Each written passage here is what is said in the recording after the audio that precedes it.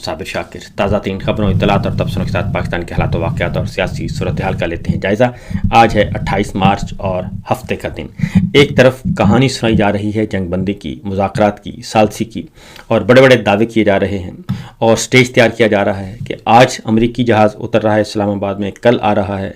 और फ़लाँ ओहदेदारान आ रहे हैं, कुशनर आ रहे हैं और विटकोफ आ रहे हैं, जनाब नायब सदर आ रहे हैं। इस तरह की कहानियाँ सुनाई जा रही हैं, लेकिन हकीकत यह है कि जंग बंदी जो है वो बिल्कुल ख़त्म हो चुकी है, सीज़ फायर ख़त्म हो चुका है। और आपके सामने कुछ खबरें रखना चाह रहा हूँ पिछले 24 घंटों के अंदर अंदर,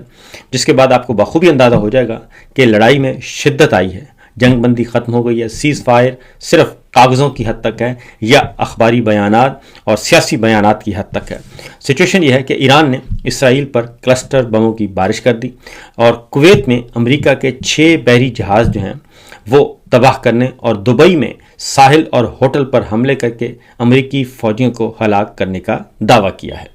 और रूसी मीडिया के मुताबिक ईरान की जानिब से तेल अबीब में कसीरुल मंजिला इमारतों को निशाना बनाया जा रहा है और मिज़ाइल इसराइली फ़िज़ा में दाखिल होते हैं, सायरन बज उठते हैं और लोग शेल्टर्स में पनाह लेने पर मजबूर हैं। और वहाँ पे इसराइल में जो लोग हैं वो शोर घोगा कर रहे हैं, आहो बका है, और वो बता रहे हैं कि हमें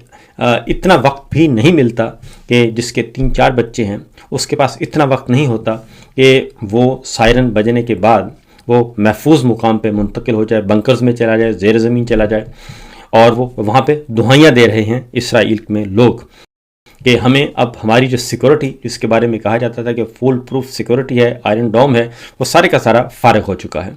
और ईरानी मीडिया के मुताबिक जी 3 लड़ाका जहाज़ समंदर में गर्क हो गए, जबकि दीगर 3 जो हैं वो 3 में आग लगी हुई है। और ईरानी मीडिया के मुताबिक फ़ौज ने कुवैत की अल शुएख बंदरगाह पर अमेरिका के 6 टेक्निकल जहाज़ों को निशाना बनाया है। और पासदारान इनकलाब के मुताबिक वादा सादिक चहारम नामी ऑपरेशन के तहत दुश्मन पर हमले की 84वीं लहर जो है वो दुबई के साहिल और एक होटल में अमेरिकी एहलकारों को खुदकुश ड्रोन से निशाना बनाया गया। अब इसमें मैं आपको बता दूं कुछ इत्तलात हैं, क्योंकि ये कहा जा रहा था कि 3000 ट्रूप्स हम भेज रहे हैं। पहले कहा गया 3000 ट्रूप्स अमरीकी आएंगे मशरक़ वस्ता में, फिर कहा गया कि 10,000 आएंगे। तो ईरान के पास जो इत्तलात ईरान को मौसूल हुई, यकीनन उसमें चाइना और रशिया शामिल होगा। और जो ईरान और उसके इत्तेहादियों को इत्तलात मौसूल हुई कि कुवैत में और दूसरा सऊदी अरब में कुछ अहम स्ट्रेटजिक नौयत की सरगर्मियाँ उनके एनिमीज़ कर रहे हैं, जिसके बाद फिर ये टारगेटेड कार्रवाई की गई और सबसे ज़्यादा नुकसान ये पहुँचाया गया। ईरानी हुकाम ने यह बताया है कि जिस हमलों में कई अमरीकी फ़ौजी भी मारे गए हैं, और इसकी तस्दीक जो है वो अमरीकी ज़राए अबलाग से नहीं हो सकी। मगरबी ज़राए अबलाग ने इस बारे में अभी तक कोई ऐसा रिपोर्ट नहीं किया। अलबत्ता ज़ख्मियों की ज़रूर रिपोर्टिंग आई है कि ज़ख्मी बहुत हुए हैं। और सऊदी अरब के इलाके अल खुर्ज में प्रिंस सुल्तान एयरबेस को भी निशाना बनाने का दावा किया गया है, और जिसमें रीफ्यूलिंग और एयरस्पोर्ट फ्लीट को हदफ बनाया गया है। इसके साथ साथ जो अगली खबरें हैं, इससे आप ये सारे का सारा जो नक्शा आपके सामने रखा जा रहा है, इसके बाद आप अंदाज़ा कर सकते हैं कि हालात कितने सीरियस हैं। और जंग बंदी और सीज़ फायर जो है वो सिर्फ एक फ़रेब नज़र है। ईरान ने सऊदी अरब में प्रिंस एयरबेस पर मिसाइल हमला किया और कई अमरीकी रीफ्यूलिंग तैयारों को नुकसान पहुंचाया। और ईरान ने सऊदी अरब की जो प्रिंस सुल्तान एयरबेस है वहाँ पे ये निशाना किया गया। और सुल्तान एयरबेस जो है हाल ही में कहा गया था कि ये अमेरिका के हवाले की गई है और अमरीकी वो जो है अड्डा इस्तेमाल कर सकेंगे। और अमरीकी मीडिया के मुताबिक जी ईरानी मिसाइल जो हैं ईरानी मिसाइल हमले में अमेरिका के रीफ्यूलिंग तैयारों को नुकसान पहुंचा, यानी कि अमेरिका भी इस बात को तस्दीक कर रहा है इस बात की। जबकि दूसरी जानिब ईरानी टीवी ने यह खबर दी है कि 3 कंटेनर जहाज़ों की आबनाए हरमत से गुजरने की कोशिश नाकाम बना दी गई है। और ईरानी नेवी के मुताबिक मुख्तलिफ मुल्कों के 3 कंटेनर जहाज़ों को वापस भिजवा दिया गया है, क्योंकि अटैम्प्ट की जाती है कि शायद उनको गुजरने दिया जाए, लेकिन ऐसा होता नहीं है। और उसके बाद ईरान ने खबरदार किया है जी कि उन्होंने कहा है कि ईरान के बुनियादी ढांचे पर हमले किए गए हैं और अब हम ये है चैन से नहीं बैठेंगे, क्योंकि अमेरिका ने, मैंने आपको बताया था कि अमेरिका ने ऐलान कर दिया कि हम जंगबंदी कर रहे हैं। इसराइल जो है وہ بدستور اس لڑائی میں شامل ہے اور وہ حملے کر رہا ہے، ایران پر بھی کر رہا ہے اور ایران اسرائیل اور امریکی ٹھکانوں کو کر رہا ہے۔ اس لیے یہ جنگ بندی ایک محض دھوکہ ہے نظروں کا، اس کے علاوہ اور کچھ نہیں ہے۔ پاسداران انقلاب کے مطابق جی، جو ان کے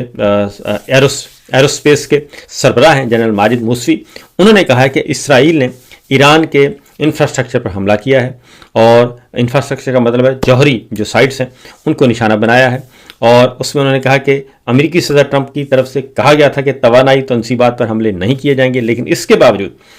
اسرائیل نے ایران کے ایک بجلی گھر، 2 اسٹیل کے کارخانوں اور ایک نیوکلیر تنصیب کو نشانہ بنایا ہے۔ لہذا وہ کہتے ہیں کہ اب اس کا جواب ہم دینے میں حق بجانب ہے، کیونکہ ٹرمپ کے اعلان کے باوجود جو ہے اسرائیل کا ایرانی تنصیبات پر حملہ جاری ہے اور اس میں کسی قسم کی کوئی کمی نہیں آئی، اور ایرانی وزیر خارجہ عباس عراقچی نے بھی اسرائیلی حملے کی تصدیق کی اور کہا کہ اسرائیل کا دعویٰ ہے کہ یہ حملے امریکہ کے ساتھ رابطے سے ہوئے، اور اس کا مطلب بڑا کلیئر ہے جی کہ یہ صرف اور صرف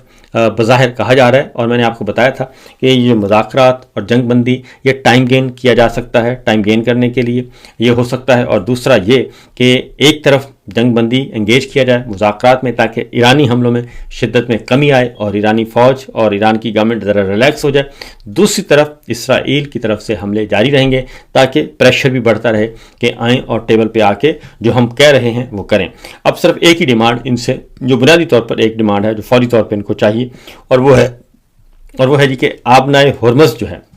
ایک ڈیمانڈ ہے اور وہ ہے آبنائے ہرمز کھول دی جائے۔ آبنائے ہرمز جو ہے ایران کسی بھی صورت میں کھولنے کے لیے تیار نہیں ہے، اور وہاں پہ جو بھی بغیر اجازت کے گزرتا ہے اور اس کو نشانہ بنایا جاتا ہے۔ اس بارے میں کچھ دلچسپ خبریں بھی آپ سے ایک دو ہیں خبریں، جو کیونکہ آبنائے ہرمز جو ہے اس وقت یہ پروفیٹیبل ایک بن چکی ہے گزر کا، اور ایران اس سے خوب پیسے بھی کما رہا ہے۔ اسرائیل کے شہر ہر تسلیہ میں جی اس میزائل حملے سے کئی ہوٹلوں کو نقصان پہنچا ہے، اور اسرائیلی اخبار کے مطابق اسرائیل کے شہر میں میزائل حملے کیے گئے اور اتنے شدید حملے تھے کہ لوگوں کو محفوظ مقام پر جانے کا بھی موقع نہیں ملا، اور شہر میں پرتعیش ہوٹلز اور بارز میں حملے کیے گئے، یعنی شہری علاقوں میں۔ جبکہ ایران میں جو حملے ہوئے ہیں اسرائیل کی طرف سے، اس میں پاسداران انقلاب نے اس بات کی تصدیق کی ہے کہ ایران کے شعبہ تعلقات عامہ نے اس بارے میں کہا ہے کہ امریکی کمپنیوں اور صہیونی اتحادی صنعتی اداروں کو فوری طور پر اپنے کام کے مقامات خالی کر دینے چاہیے، کیونکہ اب ہم اس کا جواب دے رہے ہیں جو اسرائیل نے ایران پر حملے کیے ہیں۔ دوسری جانب صدر ٹرمپ کو بالکل بھی ابھی تک پذیرائی نہیں مل رہی، عوامی حمایت نہیں مل رہی، اور ایرانی جنگ ہماری نہیں ہے، ابھی بھی یہ نعرہ ہے یورپی ملکوں کا، اور جرمن اور فرانس نے ایک بار پھر کہا ہے کہ جناب یہ جنگ نہ ہماری ہے، نہ کل ہماری تھی، نہ ہماری آج ہے۔ یہ اسرائیل اور امریکہ کا ایک شوق تھا جو کہ اس نے شروع کیا ہے، اور یہ اسی وجہ سے یہ انہی کو مبارک ہو، اس میں ہمارا کوئی عمل دخل نہیں ہے۔ اس کے بعد جناب جو لیٹسٹ ڈیولپمنٹس کچھ اور بھی آپ کو بتا دوں کہ اسرائیل کی طرف سے اسرائیل میں بہت زیادہ مسئلہ بنا ہوا ہے، اور اب اسرائیلی فوج کے جو کمانڈر ہیں وہ یہ کہہ رہے ہیں کہ اسرائیلی فوج کو سپاہیوں کی قلت کا سامنا ہے، اور دوسرا اسرائیل کے اندر سے یہ آوازیں آ رہی ہیں کہ اسرائیل کی فوج تھک چکی ہے اور اب اس کو ریسٹ چاہیے، اب جنگ و جدل ختم ہونا چاہیے۔ اور اسرائیل کے اندر اور امریکہ میں بھی جنگ مخالف جو مظاہرے ہیں اس میں شدت آ رہی ہے، اور وہ بھی زور شور سے جاری ہیں۔ جبکہ دوسری جانب سعودی ایئر بیس پہ جو الجزیرہ نے رپورٹ کیا ہے، سعودی ایئر بیس پہ جو حملہ ہوا ہے اس میں 12 امریکی فوجی جو ہیں وہ زخمی ہوئے ہیں، اور ابھی تک ہلاکتوں کی تصدیق نہیں ہو سکی۔ تو مطلب بڑا کلیئر ہے کہ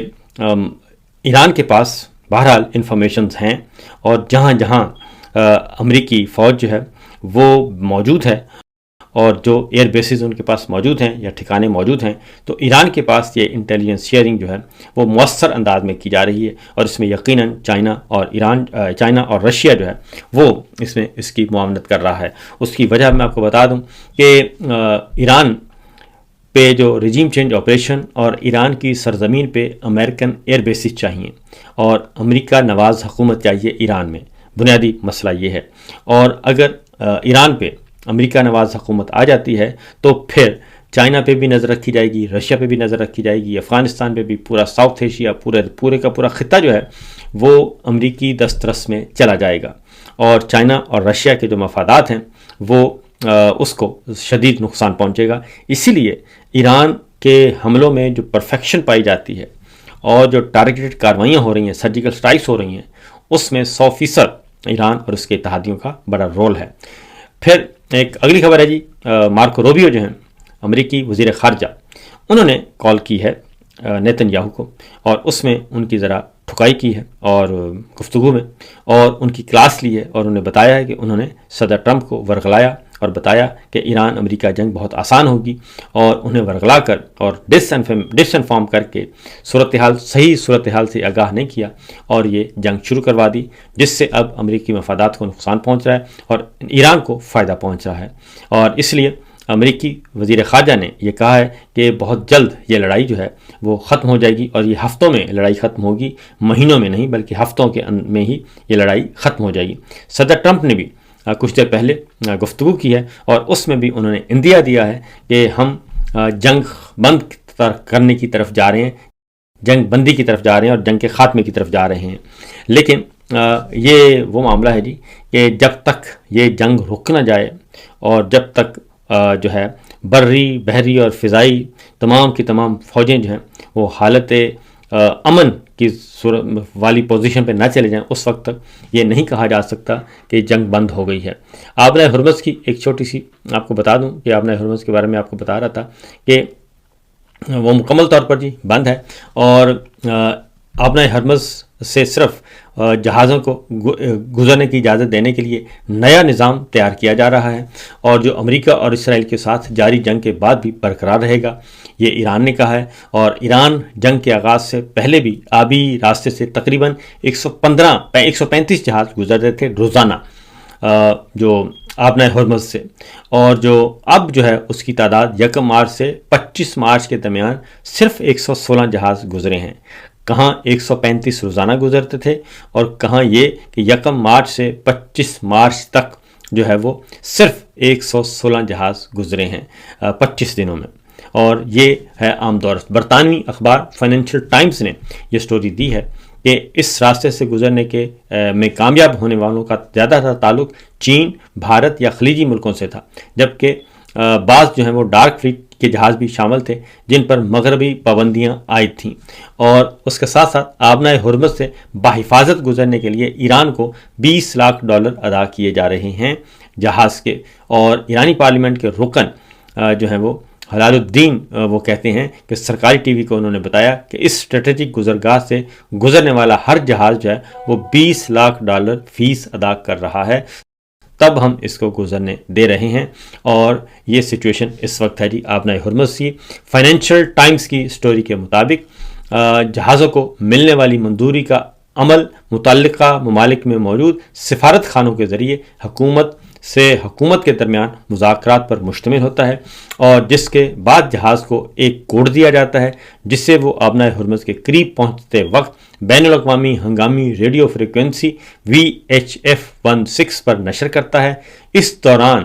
جو ہے وہ ایرانی حکام جہاز کے کاغذات، کارگو کی منزل اور عملے کی قومیت کی جانچ پڑتال کرتے ہیں، اور پھر جہاز کو گزرنے دیا جاتا ہے. تو یہ نظام وہاں پہ ہو چکا ہے مؤثر طور پر کامیاب، اور یہ سچویشن اس وقت چل رہی ہے جناب آبنۂ ہرمز کی. تو معاملہ یہاں تک ہے. اس لیے